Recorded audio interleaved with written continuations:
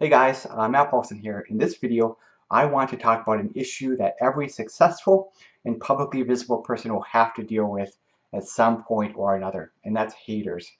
If you are the best at any one thing, whether it's sports, whether it's business, fitness, public speaking, maybe you're the best content creator around a specific niche, you're almost certainly going to attract a small group of haters that speak poorly of you, minimize your success, and talk about you behind your back.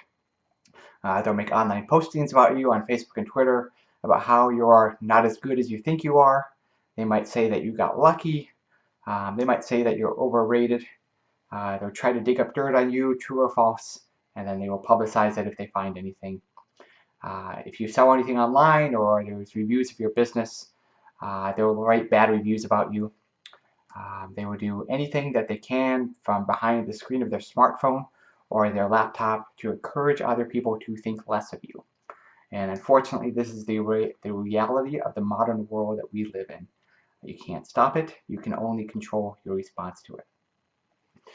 Thankfully, I've only had a handful of haters that I'm aware of. There's one individual in the business community that I would call a hater of mine. This person has called me names that you might expect to hear on an elementary school playground. I made comments that I got lucky. He has said that I'm not qualified to give business advice, and every now and then he pops up and makes stupid comments. There's another guy a while back that didn't have a great experience with MarketBeat.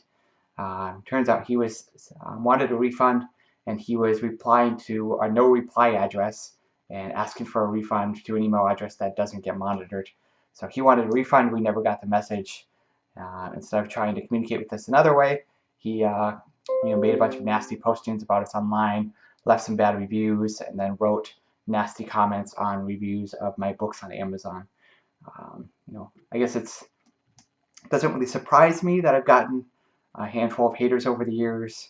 I've done pretty well in business, and I'm actively teaching people about what I've learned from my businesses along the way through videos like this and my books and my other online content. So it's just inevitable that somebody's going to think that I need to get knocked down a peg. But that's true for pretty much everybody as well. So when this happens to you, somebody leaves a nasty comment about you online, they send you a nasty message, your natural reaction, your first inclination will just be to get defensive. What? I didn't get lucky. I worked hard on this business. What? I am that successful. What? Your natural reaction is to say you're wrong. What you're saying about me isn't true. You're going to act defensively. Even before you really think it through and think about what's really going on. I do think it's important, kind of before you think about your response or lack of a response, is to really understand the motivations and thought processes about somebody who is a hater. What are they thinking in their mind? What does it really say about them? What is their comment really about? Usually the comments that a hater has, their statements about you have much more to do about themselves and their own insecurities, their own negativity, and their own personal fears than it does anything that is actually true about you. If somebody says that you're not successful in business, what they're really thinking is, I'm kind of worried that I'm not successful enough and I probably need to drag some other people down to my level. If somebody says you're not a great athlete, you're not really that in shape, what they're really saying is, I wish I was in better shape. I wish I was a better athlete. I wish I had made it further in high school sports than I did. Usually hating on somebody else who is successful is often a way to cope with one's own lack of progress. So by trying to take other people down, you can temporarily feel better about yourself.